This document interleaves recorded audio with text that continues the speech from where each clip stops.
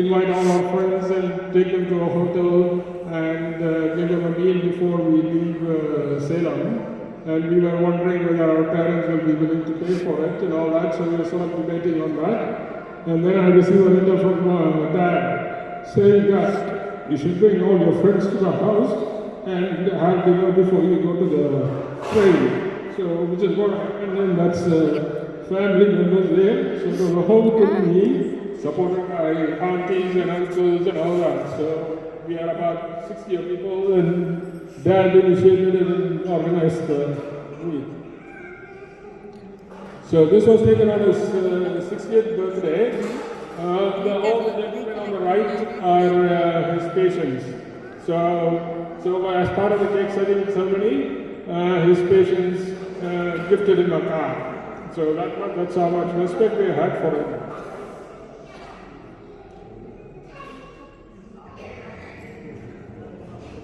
This is a video to show all the awards that he got. This was recorded by a cousin of mine. But if you look at it, there are a lot of awards from Rotary Club and Lions Club and all that. While he got those awards, including the Paul Harris Fellowship, he refused to join them, even though his mentor, Dr. Pillai, and his best friend were Rotary District Governors. He said, my time is better used serving my patients and in the clinic. But having done that, that didn't stop him.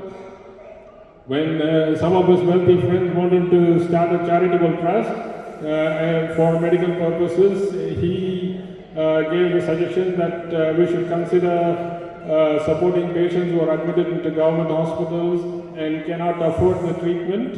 So they donated medicines like chemotherapeutic drugs and all that for patients who are admitted into hospital. They did operating microscope and other things to the hospital, and that's a trust that has been running for 26 years, and he has planned ahead and has already indicated who he wanted him to succeed, so he was keen for the trust to carry on. So this again is a function held by Dad's patients, commemorating his 50 years of service, so they organized the whole thing.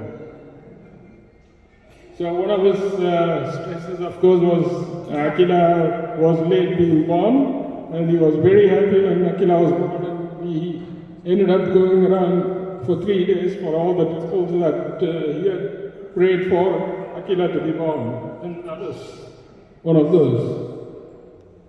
This is an extended family photo that was taken on his 80th birthday. And this is to show not the extended family, but to say they were all his patients.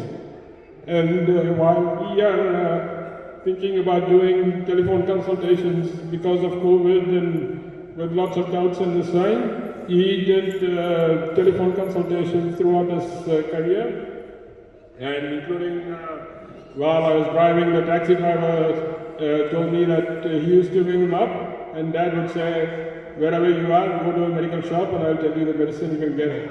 And that's how he treated most of his patients over the phone.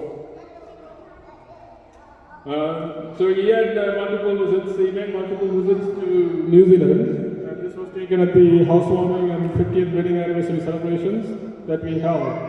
Now, he loved New Zealand, but he was fascinated by things unusual.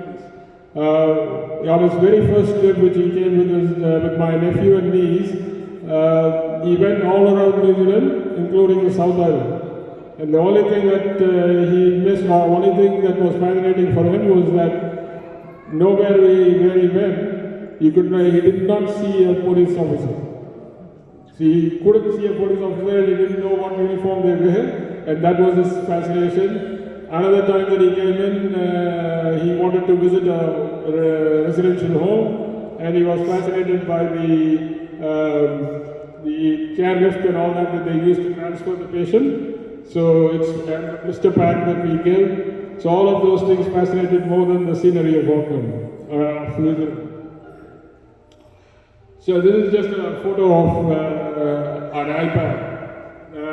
I gave him an iPad as a present, and I had a lot of doubts because he was not technically, he was not a technically good person, and I wasn't sure how well he was going to use it, but he loved it. And all he did with that was, he would look at everyday news and keep up to date on his medicine. He would Google the same, he was following Goodfellow unit more than I did, and one of the things that he asked for was he was subscribing to the practitioner. And after my sister moved to UK, the only person that he wanted was a lifetime subscription for the practitioner. Jacinda, so why is Jacinda Arden here? The last 1 year had been a difficult time for him. Last September he had another heart attack, and at that time they advised him to consider an angioplasty. He refused. And then again in last December he went into heart failure. We pressed him again to consider angioplasty. He refused. And then last May he went into complete heart block, and the suggestion was he should have a permanent pacemaker. And again he said no. But coincidentally, shortly after he developed complete heart block, Jacinda announced that New Zealand was opening up and travel visas would be open. So once that announcement came, I told him, if you're not going to get a pacemaker, you will not be able to visit New Zealand. And then the very next day he rang me up in clinic while I was working, which is very, very unusual for him, and said, I thought it over, I'm going to have a pacemaker. So he had a pacemaker, and he did feel good, and all his patients, everybody felt good. Said he was moving more bright, and we were hoping that he already told his patients that he was coming to New Zealand in January, which was the plan, and that he was going to be winding up his affairs. Next one.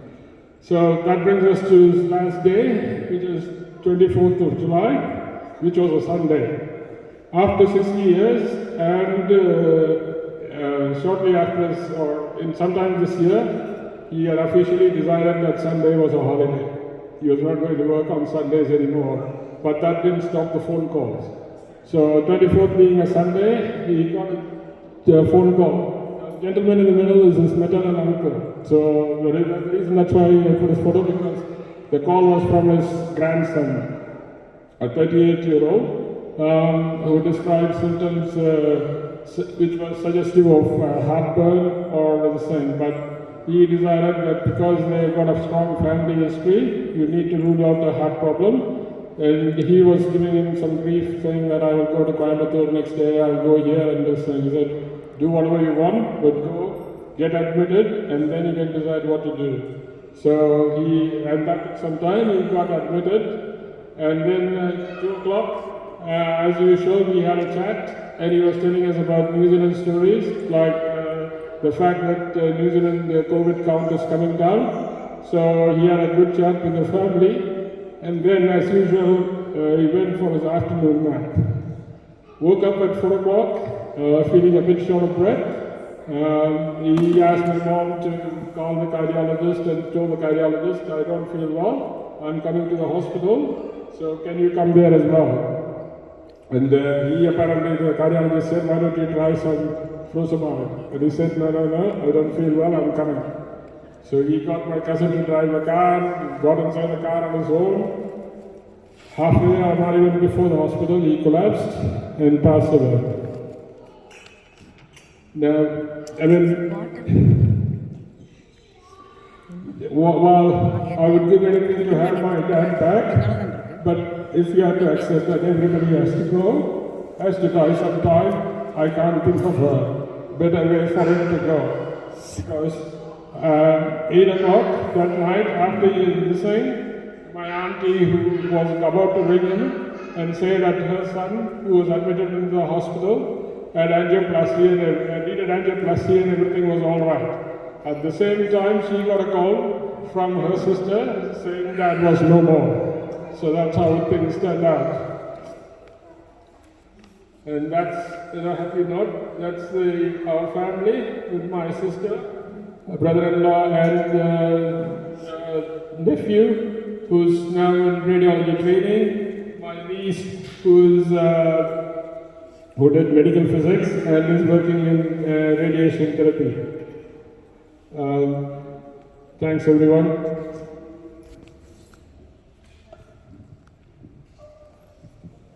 அடுத்ததாக Akila speech.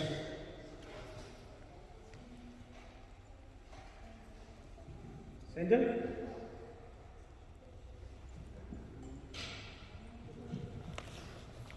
கண்டினியூஸாக cut பண்ணி